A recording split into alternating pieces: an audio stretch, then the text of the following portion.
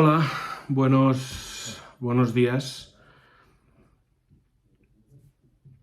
Nos encontramos, creo, en una de las situaciones que nadie querría encontrarse en este siglo XXI, enfrente de una guerra en Europa. Es verdad que hay muchas más activas en el mundo y es verdad que no es deseable ninguna de las guerras en ningún momento, en ningún territorio, en ninguna situación. En este momento, una vez ya se está empezando a socorrer las personas refugiadas, una vez están en marcha conversaciones para intentar solventar el conflicto, es el momento que mucha gente está pensando en el patrimonio cultural. Y es verdad que es una situación extremadamente compleja, difícil, una situación de emergencia delante de unos elementos que son la materialización del pasado. Como historiador del arte y museólogo, he tenido la oportunidad de escribir unas líneas que vais a encontrar en el Temps de les Arts o en el semanario El Temps. Es un pequeño artículo donde intento exponer lo que está pasando, lo que sabemos que está pasando, porque no estamos ahí, lo estamos conociendo a través de el gran trabajo que hacen los periodistas desplazados al terreno, la gente que está ahí, y personajes como Tim Lebert, un perfil de Twitter que recomiendo seguir, es un oficial del ejército francés destinado a la conservación del patrimonio cultural, una figura que desconozco si existe en el ejército español o realmente si existe en otras entidades públicas de nuestro país. Sí que es verdad que los cuerpos y fuerzas de seguridad del Estado, en el caso el que conozco mejor es el de los Mossos d'Esquadra, tienen una unidad de patrimonio histórico, pero no destinada a la salvaguarda en momento de conflicto, sino a la salvaguarda y protección en el día a día, en el uso diario, para evitar expolios, para evitar robos, para evitar daños a ese patrimonio cultural.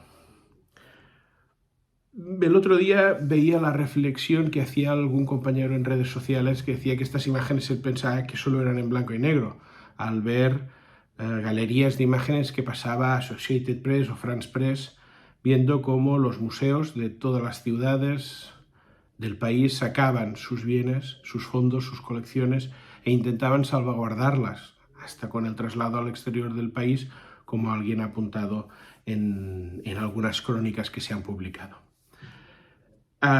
Y es esta la reflexión que quería aportar. Realmente esto pasó, no hace menos de un siglo en nuestras casas, ¿no? El pasado domingo 27 de febrero, 28, quiero recordar que cerraba en el Museu Nacional d'Art de Catalunya, Museu en Perill, una exposición que narraba cómo se salvaron los bienes culturales del MNAC, sacándolos de Barcelona, llevándolos primero a Olot y después a Francia, igual que con el Prado, primero a Valencia, a Olot también, Figueras, y pasándolos al exterior.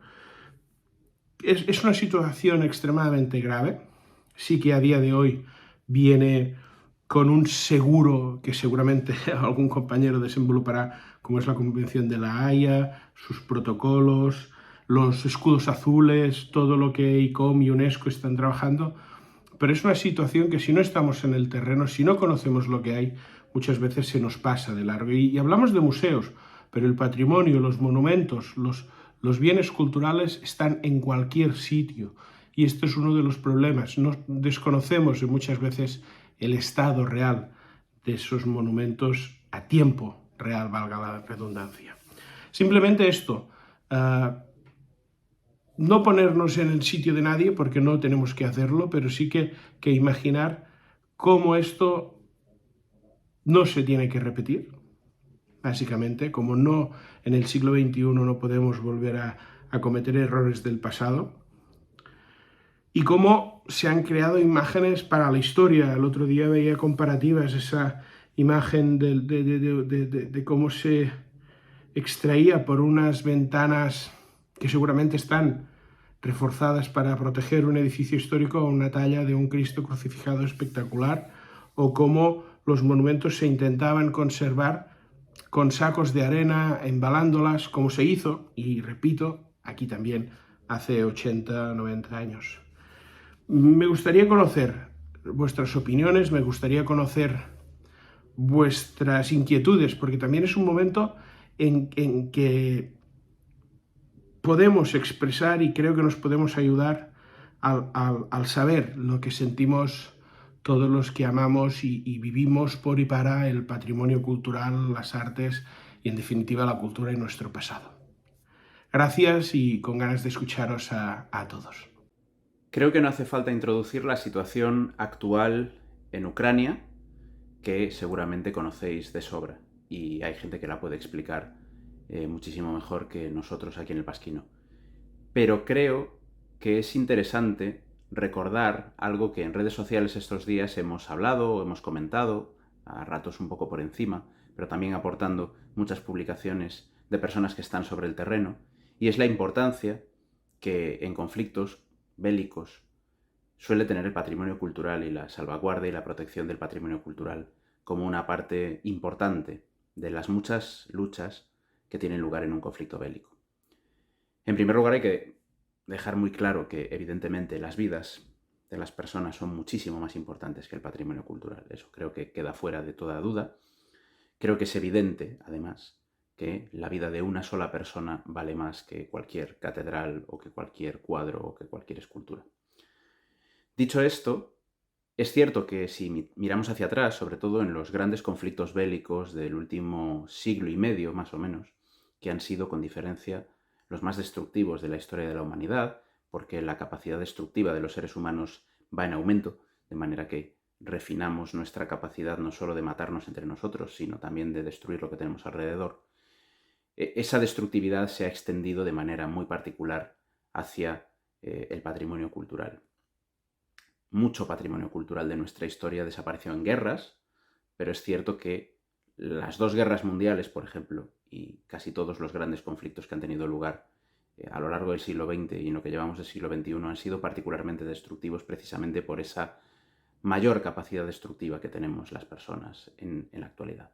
Hoy en día, un solo proyectil puede destruir un edificio, incluso, evidentemente, si hablamos de otro tipo de conflicto o de guerra nuclear, un solo proyectil puede destruir ciudades enteras.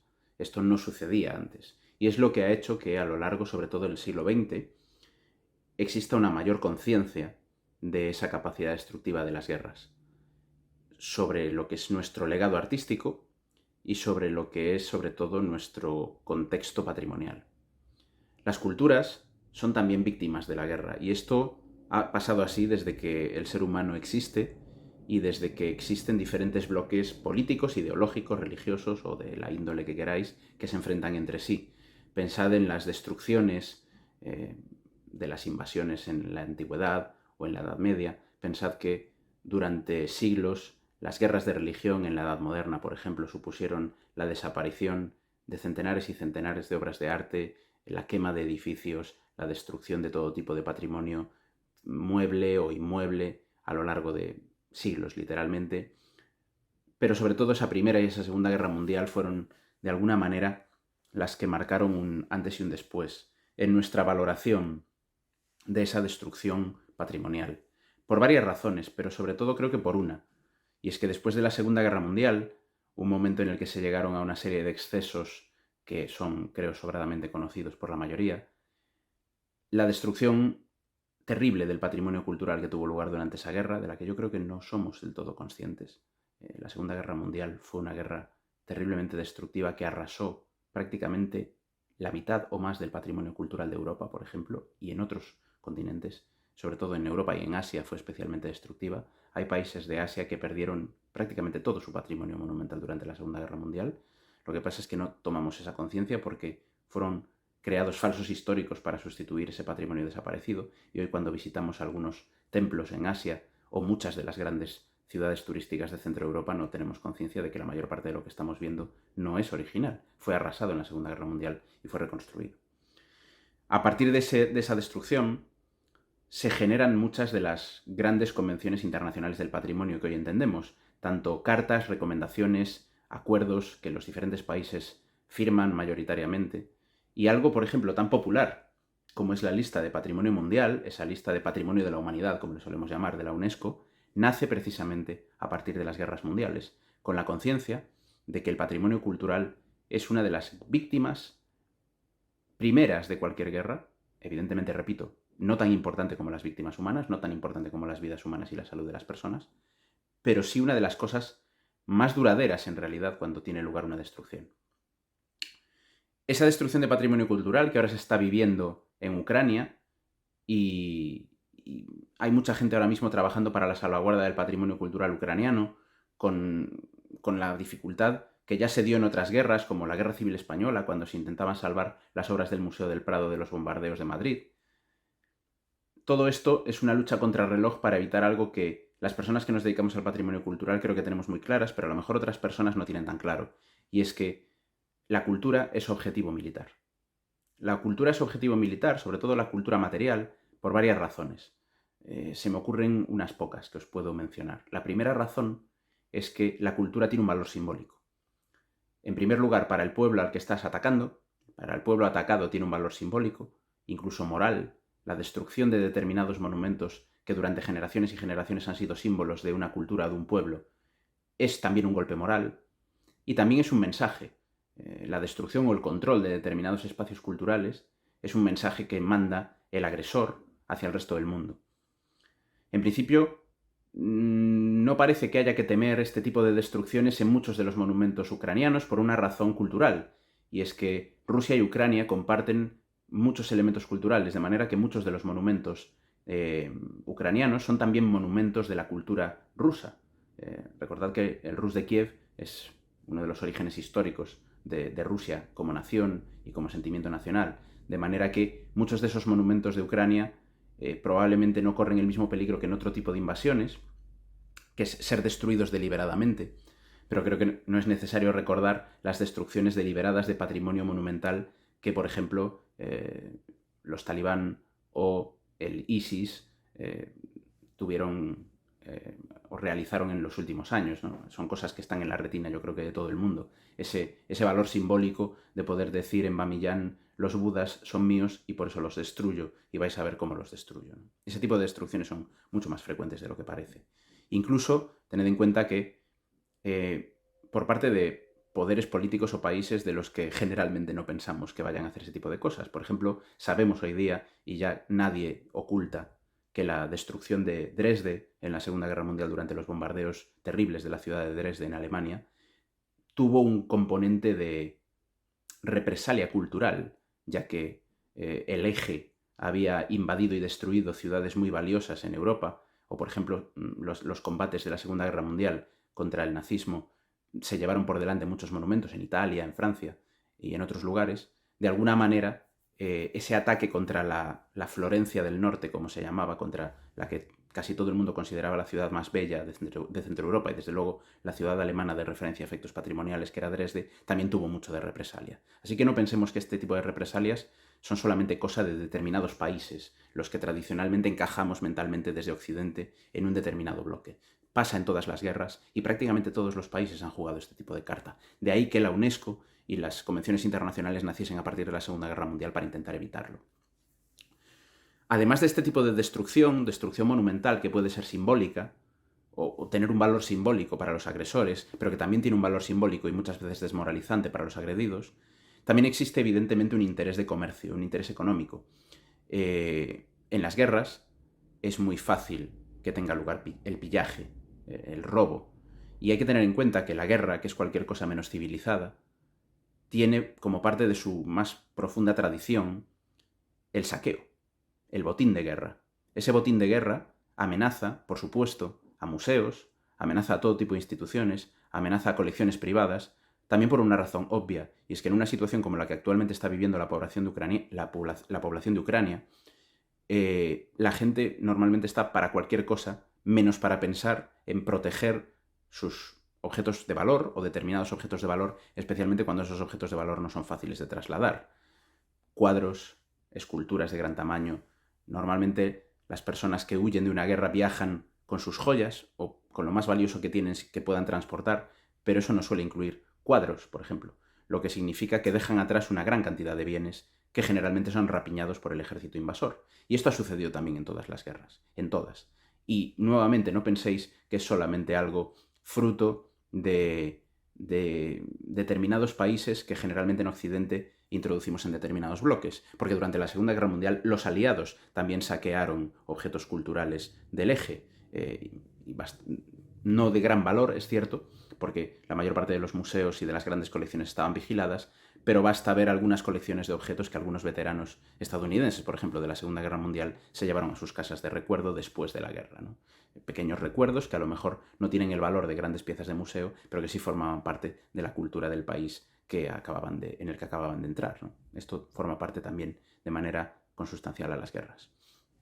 En el caso de Ucrania, este peligro es muy manifiesto y las personas que están sobre el terreno no solo temen la destrucción, que en algunos casos podría ser accidental, del patrimonio monumental, porque, como digo, no parece que en el conflicto entre Rusia y Ucrania Rusia tenga un objetivo específico en la destrucción de monumentos que también son valiosos para Rusia, pero sí esa parte de la pérdida o desaparición de colecciones de museos es algo que están intentando ahora mismo paliar en la medida de lo posible. Se están evacuando in situ gran cantidad de objetos de los museos precisamente para intentar evitar el saqueo o la posible destrucción, accidental o no, de esas piezas.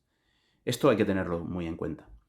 Por otro lado, tampoco pensemos, ojo con esto, porque en algunas circunstancias he visto a gente que está un poco, no sé si decir, no descansada, pero sí un poco aliviada de que Ucrania y Rusia compartan buena parte de un sustrato cultural común y que esto de alguna manera simbolizaría, digamos, que Rusia no va a estar interesada en destruir bienes culturales ucranianos. Esto no es cierto. En la Guerra Civil Española, ambos contendientes compartían un sustrato cultural mucho más común que Rusia y Ucrania y hubo mucha destrucción de bienes culturales, muchísima, desde las iglesias, conventos, imágenes religiosas que fueron destruidas por uno de los bandos fundamentalmente, hasta los bombardeos estratégicos que pusieron en peligro muchas de las grandes colecciones artísticas que tenía España en aquel momento y que afortunadamente en su mayoría se salvaron, ¿no? Así que creo que tenemos que abandonar esta idea. En una guerra los remilgos no existen y en un determinado momento la destrucción de un monumento importante, como puede ser la iglesia de Santa Sofía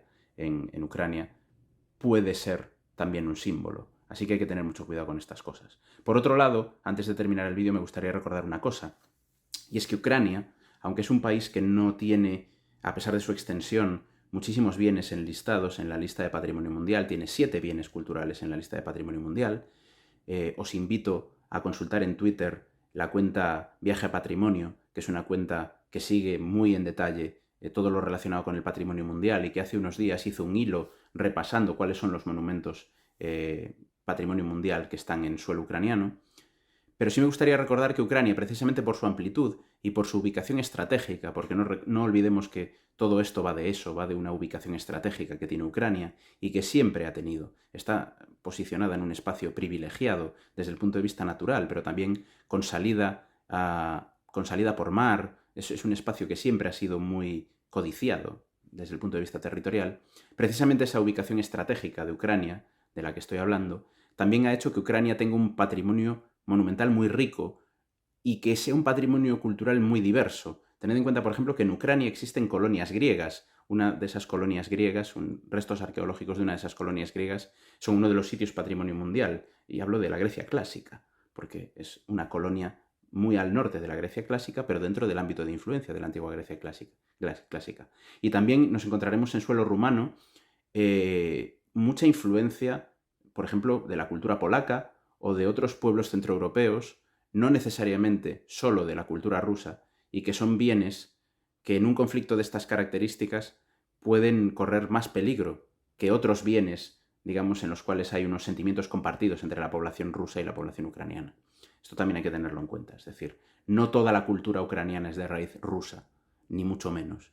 Y parece evidente que determinados espacios culturales, no pienso solo en los sitios de patrimonio mundial, porque al final los sitios de patrimonio mundial son 7 en Ucrania y suelen estar a la vista de todo el mundo, de manera que la destrucción de cualquiera de esos sitios puede ser una noticia internacional. Pero hay miles de lugares culturales más en Ucrania que sí pueden correr esa suerte, ¿no? especialmente, que sí pueden verse destruidos total o parcialmente, especialmente aquellos que no reflejen tanto los intereses culturales o la sensibilidad cultural de las tropas rusas o de los gobernantes rusos. Esto también hay que tenerlo muy claro. Por supuesto, insisto por tercera vez y con ello termino el vídeo, lo más importante en un conflicto es la salud de las personas y las vidas de esas personas, pero no olvidemos que borrar la historia de un país también es una manera de atacar a sus habitantes y a las personas que forman parte de ese país. Y la manera más efectiva a lo largo de la historia de borrar la historia de un país ha sido precisamente a partir del ataque de su patrimonio cultural. Ojalá la situación en Ucrania mejore. Yo de esto no entiendo tanto, así que no me atrevo a hacer ninguna hipótesis.